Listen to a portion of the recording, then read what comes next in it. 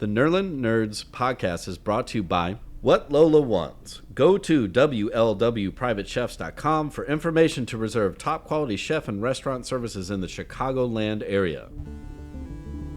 Pulpery Media presents Nerlin Nerds with your hosts, Brock and Ben. This is where we discuss the pop culture topics that interest us and those minor details that irritate us. Oh, was that the Uso fight? After Rhea Ripley. You know what? It was... Oh, wait, yeah, we got to get to Maggot Taker. Right, so, and I get it. He's giving her the rub, or whatever you want to call it, and giving her props. I mean, that's what it's called. I know, He's ooh. giving her the rub. But it seemed a little upstagey for me. But I get it, like, cool, The Undertaker. Everybody loves The Undertaker, and I get his stamp of approval. Yeah. So I'm almost Zombie Taker who likes motorcycles. Well, again, I can put his personal politics aside. It's No. It's that That's thing what I'm of saying. The American badass. But that he, I mean, unfortunately, I guess you're stuck with that song. Mm-hmm. I mean, like, fucking pick any He hasn't AC/DC brought this song. back, though, since then. Yeah. Now he's just sick and tired of being the fucking Undertaker, and he does all these appearances. Oh, and I totally get it, because... he's not in character anymore like he was. And he didn't have to get off the bike. He just, drove baby around. walked it in a circle and then rode it back out. And He didn't have to stand up. I know that dude's back is fucked, so I know. Well, then we get the Uso match, which... I like Jey Uso and I like Drew McIntyre and like the whole visual of Jey coming down and what was the guy's name? Travis Scott. Yeah.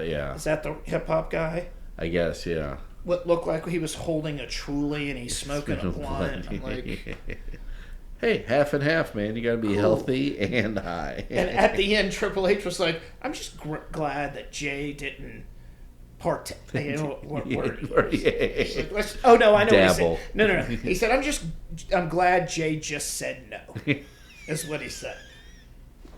And then Drew McIntyre, you saw his post after the match. No, I didn't. He was like, "I had a contact high." And it's like him on all fours in the mat. His social media game is up on there. point. Oh my god, he fucking kills it. I mean, I know his in-match photos and stuff are good, but yeah, he talks shit. Oh, we didn't get to real quick. Solo talking shit to Roman in the corner, and he ended it with "I love you," but he ended it with "Damn it, Roman." And then he picked him up, like, "Damn it, man!" So, at any rate, I like the fact that they're talking to each other in the ring nowadays. Yeah. Good. But it was a little underwhelming.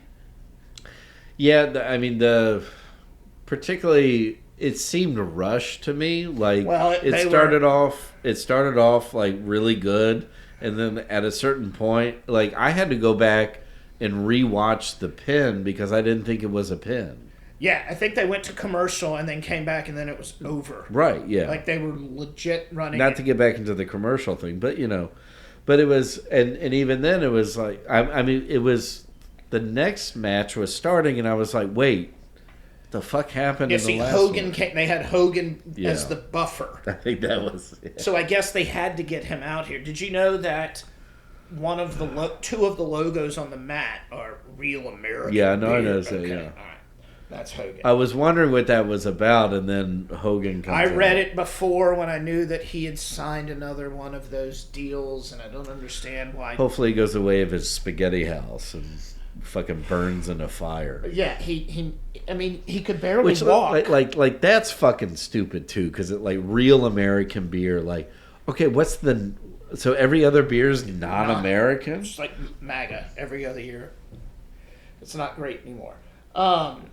And he went out there and he ripped a shirt off to reveal another shirt. Like, come on, bro. We've watched this since the 80s. Well, and, you can't stand up anymore. Like, he was so, It's not even that, but it's just, it's that thing of he's stuck around too long. And did horrid shit. Well, I mean, that, but, this WWE crowd is not his WWE crowd anymore. That's why he was getting booed all throughout. He might have got cheered in Houston. Yeah, maybe. Yeah. Fort Worth. Yeah. You put him in L.A. But even now, like 10 years ago, 15 years ago, sure. Like, yeah. Like, oh, you're Hall of Famer, you're the... But now, like, he's done so much to fuck himself. Correct. He can't get out of his own way. Which again, like, Undertaker just sat there, did his thing, and walked away. Well, no, but even in a political ad, just sat there and was like, yeah. But that's it. Like, he doesn't do any other dumb fuckery. And he's not getting. And this is not his political views. He is a trash human being. Just wanted to get that out there. Yeah. And it was just, and it was deserved that he got booed out of the fucking building by 17,000 people. I felt bad for Jimmy Hart.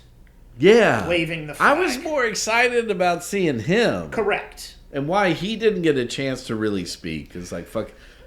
He used to be a dynamo on the mic. Yeah, exactly.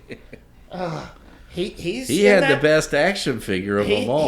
He's in that top echelon of managers. He didn't do much. His old school days, he did a lot. He was an awesome heel with that megaphone. Well, where do you think Paul Heyman got the model from? We didn't even talk about Paul Heyman. Yeah. Taking the mic to announce Roman Reigns. Paul Heyman's fantastic. I like him kissing the thing. Perfect story. He's a fantastic storyteller. He's still not as good as Bobby the Brain Heenan. Well, no. Okay, just saying that. Jim Cornette is up there, too. Sure. I'll give you that. Paul Heyman's just a fucking genius. So, the crowd, the shots of people who were in the crowd. So, we had Stephen Amell. Yeah. Who CM Punk's in his show Heels, and he's good friends with Cody. Sure, yeah. Who else was out there? Michelle McCool. Michael Che. Michael Che was there. And you know who got the biggest pop of the night? Oh, Logan Paul was there. Yeah. They did a Logan Paul promo in the middle of it all. Yeah, saying that he's staying because he was like, oh, I'm retired, blah, blah, blah. Now he's going to be full-time like Cena. Like, he's going to be on the TV a lot. I get it, yeah. Because they're on Netflix now. You're right. Like, as much as I loathe that entire family, like... He is good at what he does. Yeah. I hate him, and I want to see him lose. And he knows that. But I want to watch him wrestle as well. Right, yeah. Like, he does... in that LA Knight match... Dude, he's a fucking psychopath. Yeah. He nearly broke his neck. Because he is so wrapped up in himself that his ego's like, man, I can fucking do this. And he's got the money to train 24/7. Right. And he does nothing else. Correct. Like, he hangs out and wrestles, trains. Yeah. And he thinks, he's going to try all that until he gets really hurt one time. I'm trying to think if there was any, big surprises. Bill Simmons wasn't a surprise because I know he likes wrestling. And he lives in L.A. Yeah, of course. That didn't surprise me at all.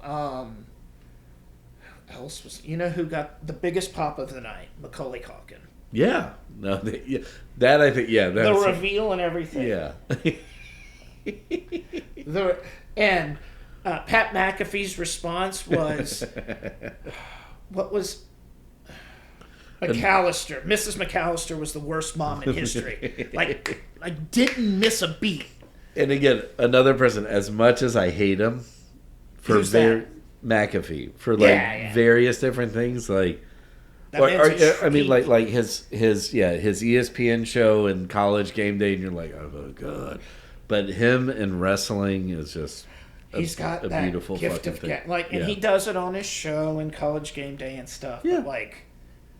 But wrestling is really good. Like College Game Day, it's, you're going you're the one that gave Corso all the strokes. Right,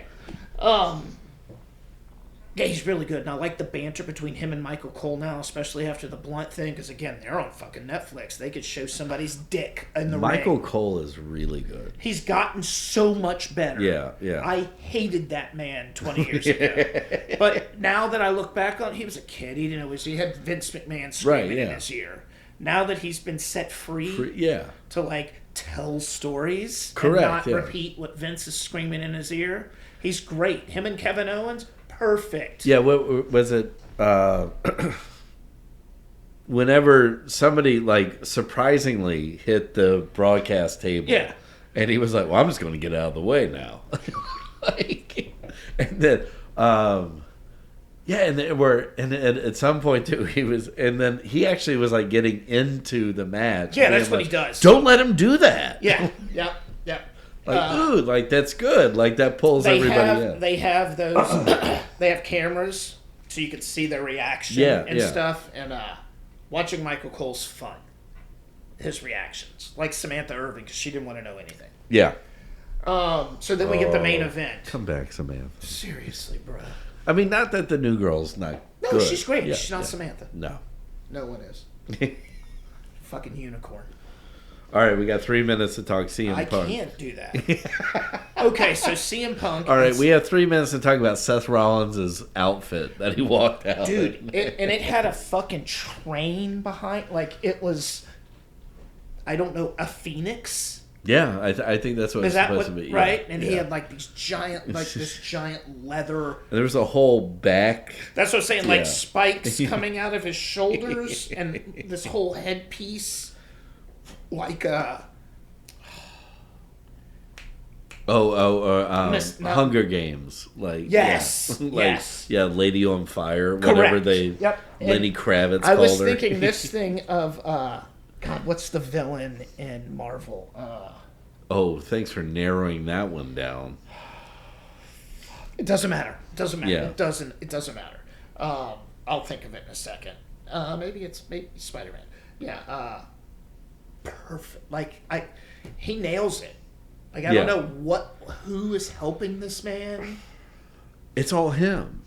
Yeah, but remember, I sent you that article where it's like in COVID, he was like, "Oh, if I just do this, right? So like, I'm going to add this to the persona of like, and that's the freaking. It's just like, well, I'm going to dress. I mean, like remember that the promo or match he came out in like in the patchwork denim outfit. Yes, like, and he's come out in like big giant, looks like marshmallow jackets. But he showed up at that match in like a red velvet tuxedo.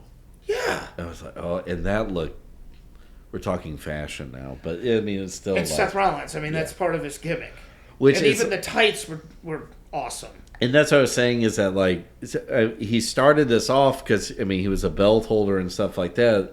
And so, but with everything that he's built into this persona, like, doing a full heel turn would be so beautiful at this point. And that every time he's tried to get back, he gets shoved away. Yeah, exactly. Where there's Gunther.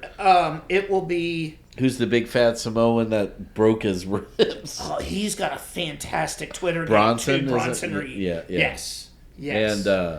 And then now, see, like, and even like getting out of that, like now your old buddy, your old mentor, CM Punk is like, I'm gonna bitch slap you out of here. So he can go down that dark hole and get just almost like Kevin Owens. Like Kevin Owens is so uber focused on like the bloodline made my life living hell for 3 years that like that's all I'm just uber focused on that. Seth Rollins can be like, what if he like goes down deep dark and gets the Bray Wyatt crew with him? No, we don't need any of that. I need him to be like a dark messiah on his own. Yeah. A dark messiah. A Far was it Far Cry the games? Yeah. A Far Cry villain is what I need him. Or like a Bond villain in the WWE. Yeah. Smart Bond villain. Well, he's known as the Architect. Correct. Yeah. So now he just starts playing chess with everybody. I love all of his nicknames. Yeah, he's the fucking Architect, Seth freaking Rollins. He wants to burn it fucking down. He just happened to be. The following segment has been brought to you by Whatever Lola Wants. Go to WLWPrivateChefs.com for information to reserve top quality chef and restaurant services in the Chicagoland area. The Nerla Nerds podcast is a production of Pulpery Media, produced and edited by Ben Grimion. Marketing by Brock Ryder. Graphic design by Beck Ryder and Ben Grimion. Music by the Heisenberg Compensators.